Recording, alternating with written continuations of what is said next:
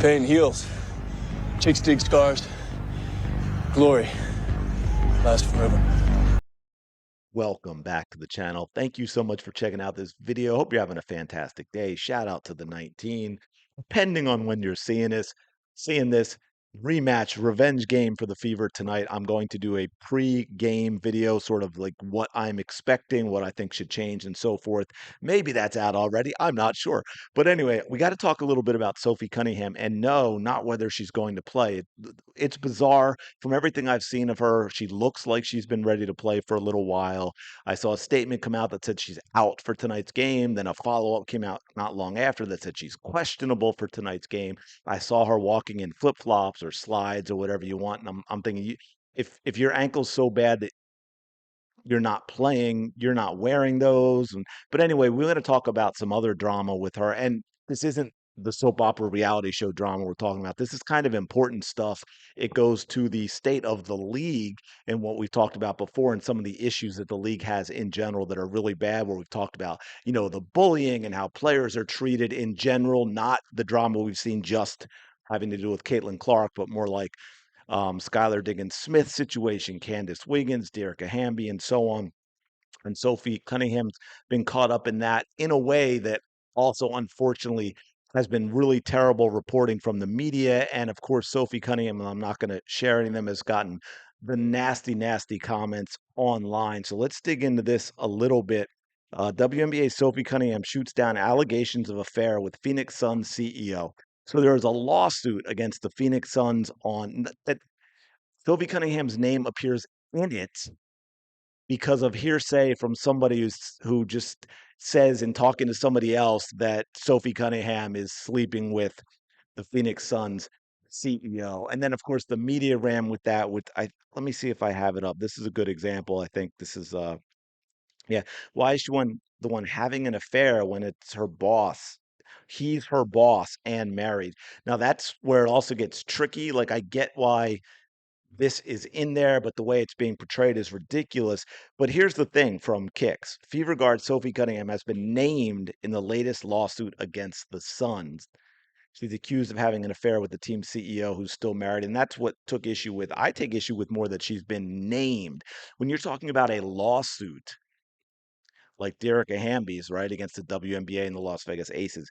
When named has a very specific meaning, legally speaking. Sophie Cunningham is not named in this lawsuit. Sophie Cunningham is not being sued. She's not the target. She's not the defendant. So this is wrong.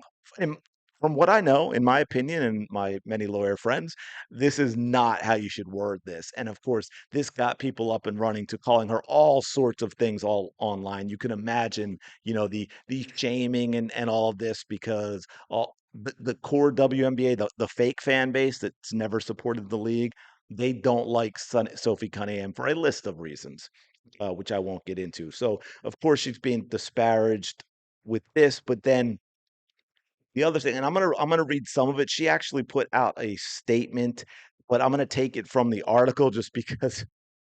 And I don't know if she actually put this out or someone did it for her, but it's in all caps. And like you know what I mean. You read it like a paragraph of all caps. And it's impossible to get through, as you'll see below. But anyway, Sophie Cunningham strongly denounced rumors stemming from a lawsuit filed by a disgruntled Phoenix Suns employee, Glenn Traylor, which alleged that Cunningham had an affair with married Suns CEO Josh Bartelstein. Um, Cunningham, who played 6 seasons with the Phoenix Mercury before being traded to the Indiana Fever in the offseason, addressed the claims in a statement posted on social media Wednesday, calling the allegations malicious and false. I am deeply saddened by the recent false accusations made against me by Gene Traylor, someone I do not know and have never met, Cunningham stated. Let me be clear, his statements are untrue and extremely hurtful. And see here, you can see her statement, and it's in all caps. That's why I didn't want to try and read any of the stuff from there. But the subject, the target of the lawsuit is the Suns organization for a variety of things, inadequate workplace standards and all, kind of the stuff we've been talking about with the WNBA and the problems that they have. And the lawsuit just has a rumor in it trailer telling Bartelstein about rumors of that relationship between the executive and the former Mercury player. So it's bizarre that media is running with it the way that they are, which I think is ridiculous. And the one big thing I want to, two big things I want to get to is, first of all, it's interesting that this is the fourth time a Sun employee has sued the organization. Okay, again, this goes back to serious structural, systemic, if I may, problems with the WNBA and how it is run. As reported by Outkick's Amber Harding Snyder, 4 lawsuits have been filed against the franchise since November. Since November. All the suits have been filed in Arizona federal court and concern claims that allegedly took place under the leadership of mortgage mogul Matt, always butcher his name, Ishbia, who purchased the team in February of 2023. Cunningham said, I am here to compete, play basketball at the highest level, and win for my team and my fans while inspiring other women that they can do or be anything they ever dream of becoming. I hold myself to the highest integrity, and my values guide me on and off the court. Now, here is one of the 2 big points I want to make that she points out. She criticized the media's handling of the story. To the media who reported on this, I have always spoken the truth and been transparent with press inquiries. In this instance, it feels irresponsible that I was never asked for a comment about the accusation before several clickbait stories went to print. I will not let untrue gossip take my focus away from what is most important to me, which is basketball, my supportive team, and fans. 100%. That is disturbing to me. This is where we've fallen with the media. And I don't think this is just WNBA media, but obviously they wanted to run with a specific angle because those who do not like Caitlin Clark are also not going to like Sophie Cunningham for some same reasons. Obviously not all the same, but fan base and all that, although Sophie's pretty popular, but for other reasons. And you saw the angle that I showed you with Kick saying that she was named in the lawsuit, which is not true. When you're talking about a lawsuit, to name it that way is disingenuous at best.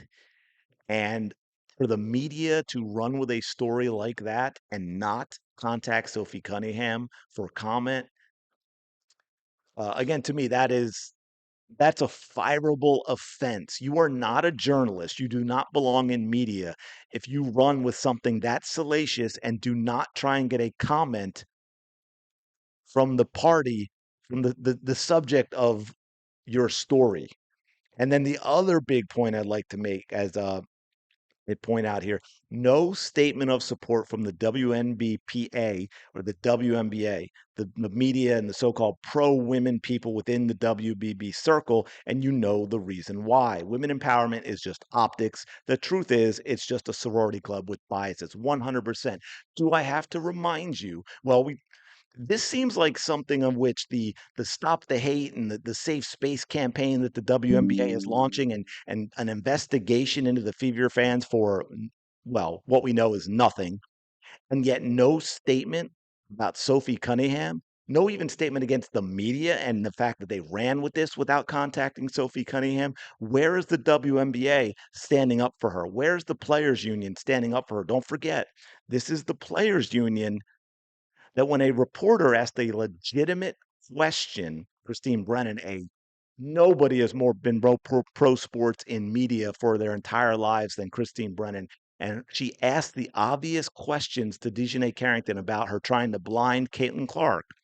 And what did the players union do? They tried to get her press credentials revoked. Basically, they tried to get her fired from covering the WNBA, but nothing on this. Absolutely ridiculous. The media should be ashamed of themselves. The WNBA should be ashamed of themselves. And look, did this happen? I don't know.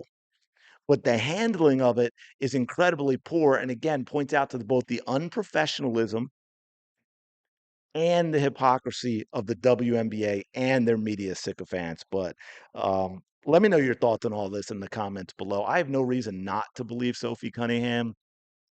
If this did happen, yeah, then I'd say I would be honest, say I like Sophie Cunningham, but poor judgment was definitely used. But anyway, let me know your thoughts in the comments below. As always, appreciate you checking out this video. Smash the like button, subscribe to the channel. I really do appreciate it. By the way, shout out to everyone in the comments have been so supportive and said so many nice things recently. And I've also a number of people have contacted me are like, hey, I resubscribed because they just they didn't stick around for the off season. I wish you would. Maybe I'll get you to do it this time, but I appreciate you coming back because it was a long off season. You know, you didn't forget about me. So thank you for that as well. Go have the day you deserve, and I will talk to you later.